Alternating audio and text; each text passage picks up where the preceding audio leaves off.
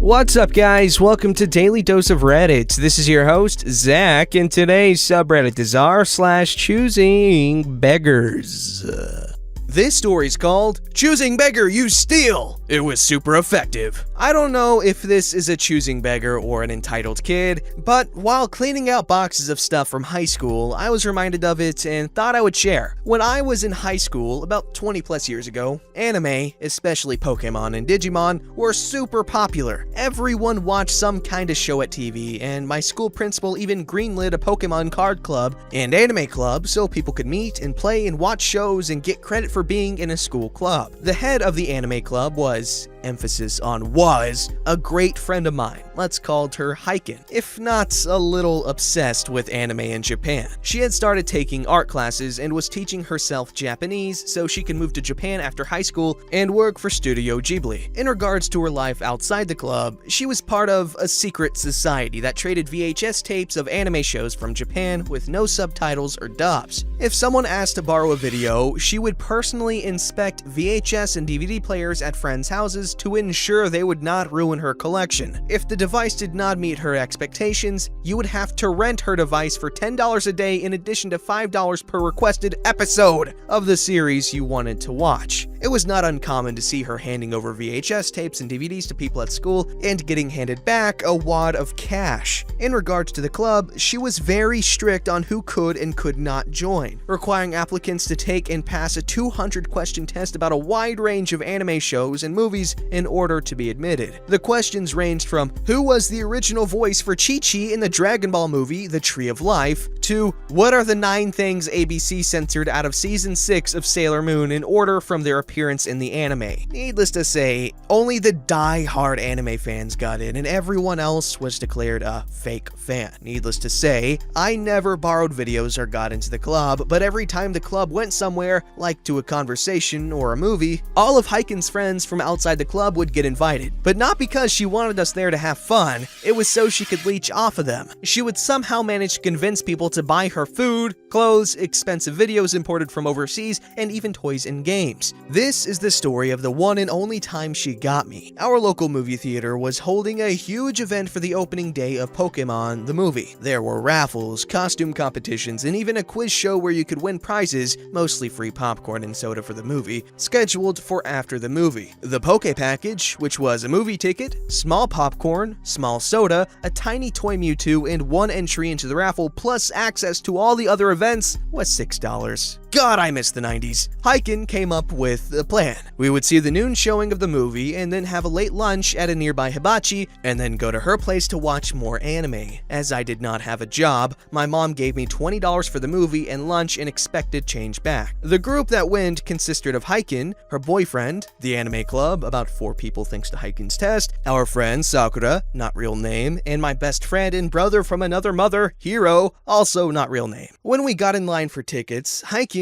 turned to me and said, "We're running late. The movie starts in 30 minutes. Since you have a 20, can you just buy the tickets for me and my boyfriend?" I said, "The 20 is all I have. It's supposed to cover the movie and lunch. I can't buy your ticket." Heiken rolled her eyes. "Oh, come on. It's gonna take so much longer if we all buy our tickets. Just buy our tickets so we can get inside." "No, I have to give my mom change at the end of this." Heiken stomped her foot. "We'll pay you back. Just buy the tickets. Hurry, we're gonna miss the movie." By this point, it was my turn to buy my ticket, but before I could say anything, Heiken took the $20 out of my hand, pushed it in front of me and said, "3 for Pokémon." She pocketed the $2 in change and handed me my ticket and raffle ticket and went inside with her boyfriend. Confused, I stood to the side, dumbstruck, until Hiro and Sakura got their tickets, then I followed them inside. We got in just in time to see Heiken buy a large popcorn with my change and run to the theater with the anime club. For a high schooler in the midst of the Pokémon craze, the movie was great, and since the anime club monopolized the best row in the theater for themselves, Heiken shooed away anyone who tried to sit in the row by screaming, "This row is reserved for real Pokémon fans!" I got to sit with Hiro and Sakura a few rows down. When the movie was over, we all went to the event area in the lobby. Everyone got their toy Mewtwo, a small plastic Pokeball with something inside, a coupon for a small soda or popcorn, and waited for the raffle. No one in our group won the raffle, which was a small duffel bag filled with Pokemon stuff. t-shirts, trading cards, cards for the card game, and a plush Pikachu. And it was mildly funny to watch Hiken and the other winner scream at each other over who was the bigger fan when she went up and demanded he give her the bag. She didn't get it, thankfully, and we all left for the hibachi. As we exited the theater, I turned to Hiken and I said, "Can I have my $14, please?" She stopped dead in her tracks. Realizing their club president had stopped, the club members and her boyfriend stopped too, as did my two friends. Hiking turned to me and in the most toxic tone I have ever heard said, "What did you say?"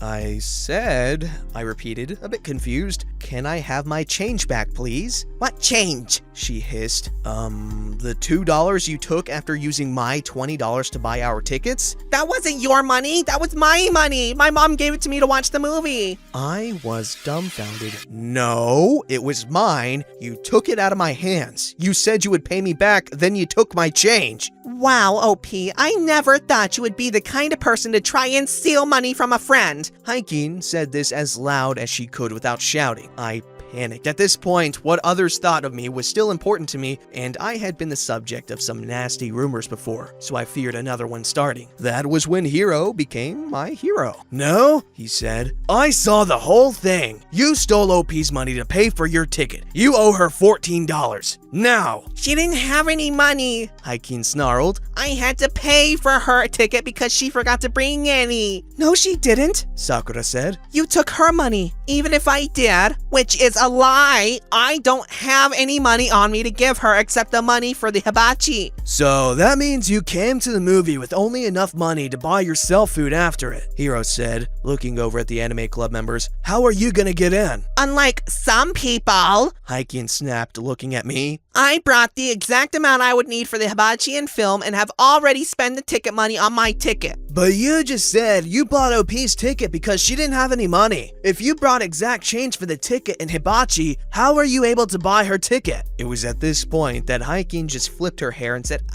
"Whatever. Come on, let's go eat." I started crying and said I had no money for the hibachi because she took it from me and I couldn't go now. Hiking shrugged and said, "Whatever," and kept walking. To my surprise, the anime club did not follow, only her boyfriend did. When Hiking noticed her club wasn't coming, she turned and demanded an explanation. They said it was late and they wanted to go home. She just shrugged, said, "Whatever," and kept walking with her boyfriend in tow. I sat down on the curb and started to sob. Now, this was back when cell phones were expensive and no one under the age of 20 really had one. My mom had given me hers so I could call after lunch was over and she could come pick me up. I had no intention of going to Hiking's to watch anime after lunch. Hiro pulled it out of my bag, called my mom, and explained what happened. The anime club walked off to a nearby comic shop after sheepishly saying goodbye. My mom arrived about 20 minutes later and took me, Hiro, and Sakura back to my house, where we had sandwiches for lunch, played Halo with my brother until dinner time. Then my mom ordered pizza for everyone and took Hiro and Sakura back home when we were done. The next day, my mom called Hiking's mom and explained what happened at the movie. Hiking's mom was not surprised and very apoplectic. She said she would talk to Hiking about it and she would have her return the $14 to me at school. The next day, Hiking handed me a used Sailor Moon drawing board and said, "Here, it's worth $24 on eBay, so you owe me $10. For those who don't know, a drawing board is a hard, flat board with a small pillow at the bottom so you can rest comfortably against your knees and draw anywhere. In Japan, at the time, and might still be, anime-themed drawing boards were sold with pencils, erasers, special paper, and a small toy. The cheapest set I ever saw was $75. Shipping was included in price. The one Hiking was handing me was bent, had deep grooves etched everywhere, and the image was faded. She expected that to be my payback. "I'm sorry, Hiking," I said, "but my mom told me to bring back $14, not an item worth $14. "Well, that's your problem," Hiking snorted. "This is all I have, and you better take it because I'm not giving you free money." I did not take it and slowly worked Hiking out of my friend circle. Shortly after this, the anime was voted to kick Hiking out of the club and get rid of the test. The club size tripled in a week after this. Hiking later got a job at a nearby video store where she bullied and harassed management into carrying more anime and Japanese films.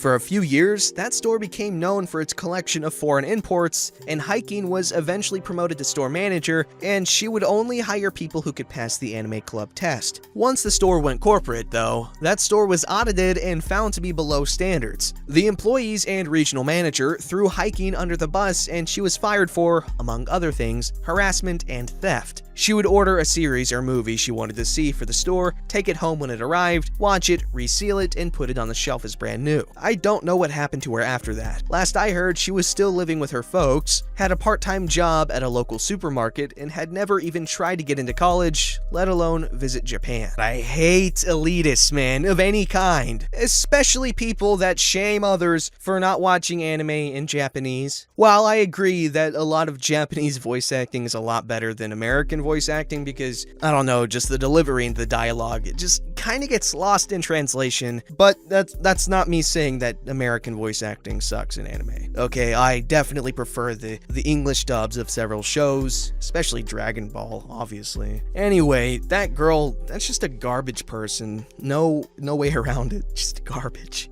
This story's called, My Neighbor Thinks She Can Walk in My House and Help Herself to My Dinner or Anything Else She Wants. Updated. Please note, I was young when this happened and I have learned to not get walked on or allow this type of behavior. This story happened many years ago. While we were in the military, we moved frequently, and at one base in particular, we lived in condo-style houses, lines of homes that have one or two walls that are connected to each other. I mention the type of house because it shows how close we were to our neighbors. We did have our own driveways, but they were for single cars and were right next to our neighbors. This space was in a warm location where we should have had air conditioning, but we did not. We were enlisted and lived in older houses, and only newer enlisted or officer housing had AC. The reason I mentioned this is because I would leave my front door open and just have the screen door closed so we could get crosswind to cool the house. This should not have been a big deal, right?